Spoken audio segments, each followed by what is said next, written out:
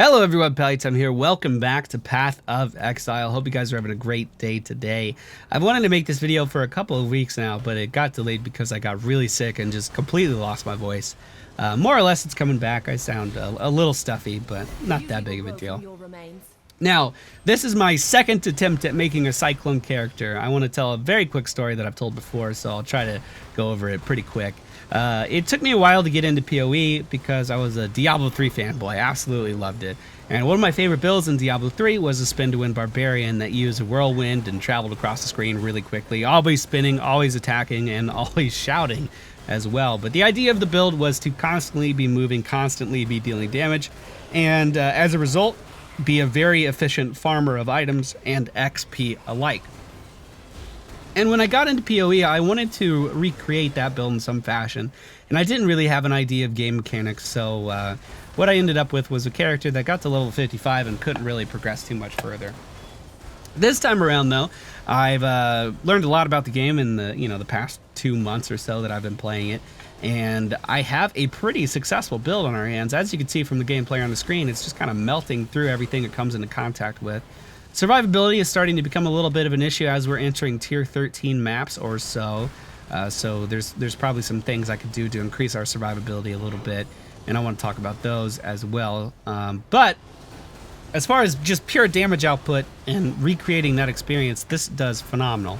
Now, this build in particular is focused on a very particular weapon that is going to be required, and generally the idea is that we're converting a lot of our physical damage over to fire damage, and then with that fire damage we're trying to penetrate through as much resistance as we can that the enemy team or the enemy NPCs may have. Playing too much Heroes of the Storm lately, talking about enemy teams, but try to just penetrate through as much fire resistance as possible in an attempt to deal true damage to an enemy, instead of them mitigating a lot of the physical damage that we can do. And it's just fantastic, absolutely fantastic. We've gone with the Raider Ascendancy, which gives us a ton of frenzy charges all the time, increasing our attack speed, increasing our movement speed, and just allowing us to clear at insane levels. Probably not as fast as a Volspark build, but definitely the fastest clearing build I've ever done. I've managed to kill Exile with this. I managed to kill to complete Uber Labs with this on my own. And as I think I mentioned, I am currently at like tier 12, tier 13 maps in the Atlas, just going through all of them, seeing if I can complete them. So by far my most successful build so far. I did cite some guidance from sources online, but the talent tree for the most part is all my doing, with some exceptions in there. The gear, on the other hand, is something that I've looked to for a little bit of help, just because there's so many items in this game that it's hard to really know where to start as a relatively new player. But let's go over everything really quick. Let's start with the gear. The required weapon, the Ngamahu's Flame, the Abyssal Axe. I saved up about 45 chaos on my Templar that we were making videos about previously, and picked up this bad boy about a month ago. I would assume you could get something better for cheaper now, but you want the highest physical damage roll you could possibly get on this. I think it goes up about another 30% or so. But we have 215% physical damage, 8% increased attack speed. But again, it's going to be converting 50% of our physical damage into fire damage. And then this damage is going to penetrate through 20% of enemy fire resistances. And we're going to be boosting that resistance up with other skills. It has a 20% chance to attack with a level 16 Molten Burst, and I'll show you what that means really quick. Essentially, it's just adding to our damage a little bit. As we go out into this zone and we're attacking stuff, you'll see like meatballs flying out of the weapon on stuff that we're attacking. I mean, they're kind of noticeable. Once you see them, you'll be able to see them every time. But essentially, with the sockets on the weapon, we're trying to boost the damage of those extra projectiles that are falling out. And these projectiles mostly just increase our single target damage. As you can see, they kind of fall behind my character as I'm clearing stuff, so maybe it's clearing a little bit of trash, but mostly it's there for our single target damage increase, and it does a lot of damage once you boost them properly. So in order to increase the damage of those projectiles, We want a 6-socket weapon. These do not have to be linked in any way. You just need to have the sockets available. And for my setup, I have fire penetration, elemental focus, concentrated effect, physical projectile attack damage support, that one's a mouthful, greater multiple projectiles, as well as weapon elemental damage support. Now that's not going to increase the damage of your Cyclone, it's only the projectiles that come out of the weapon, but it is a pretty substantial damage increase, especially on single target. On our 5-link chest piece, I am using Cyclone with added fire damage support, fortify support, melee physical damage support, and weapon elemental damage support, increasing our physical damage and our fire and elemental damage as much as I can. Also on this 6th slot, which is not linked, I am using a Herald of Ash for that aura effect. Now, one thing I'm not too sure with is I'm using Duresa's Defiance full dragon scale here.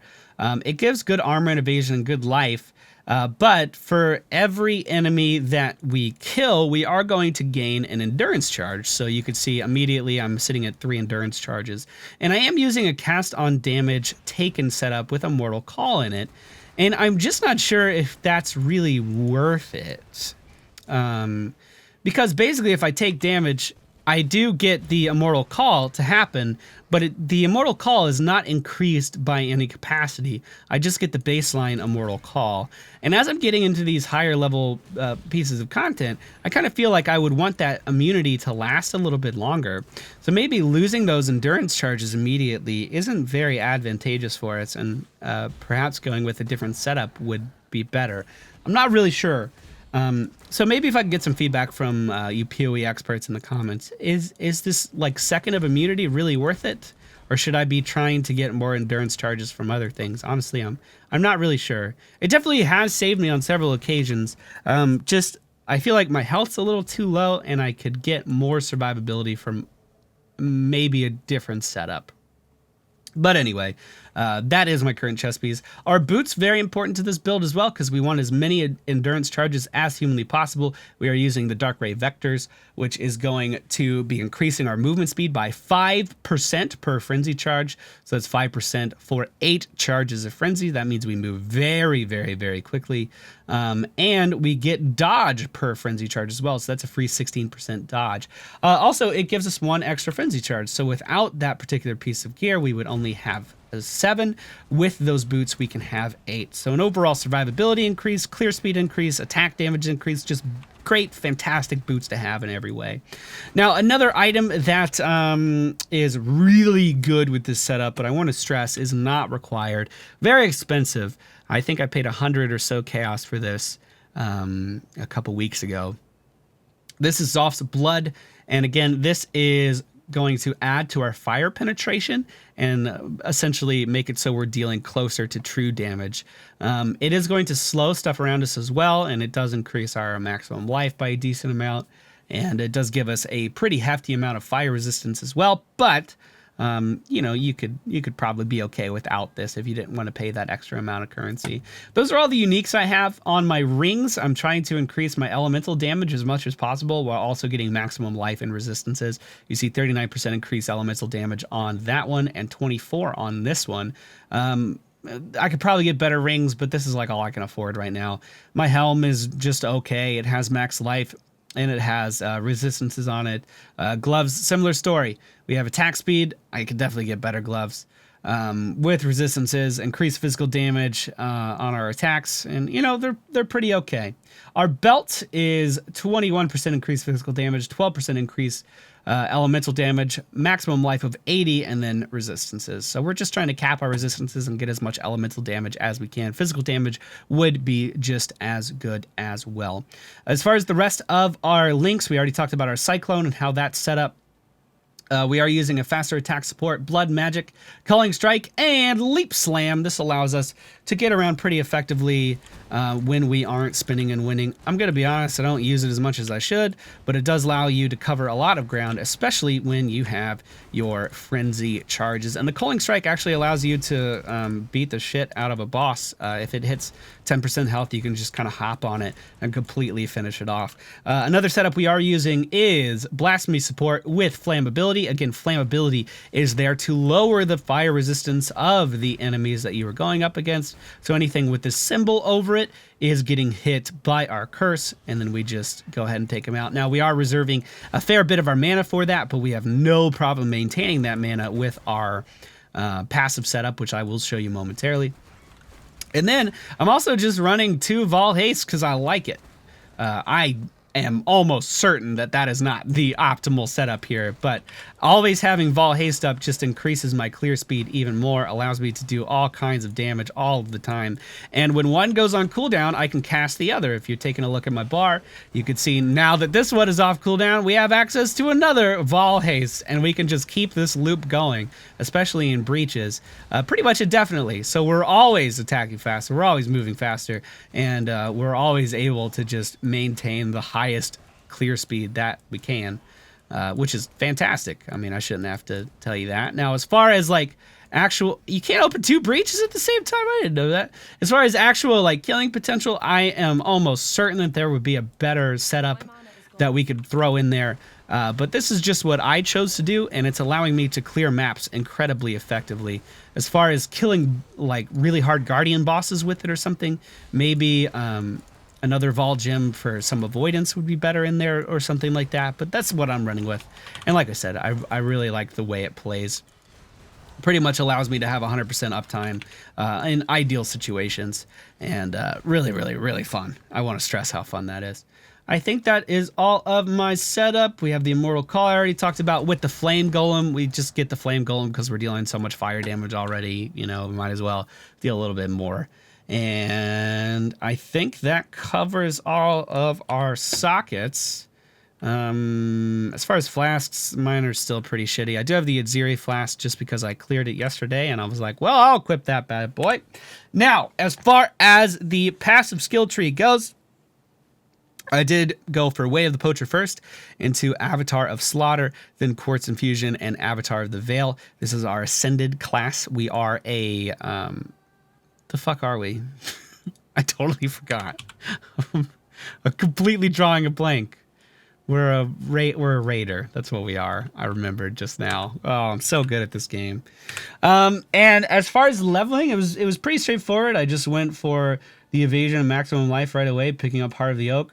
I did make my way over here for the frenzy charge really early on, and I grabbed herbalism for the health. Initially, I did have these mana leech nodes over here, but I did respec out of those.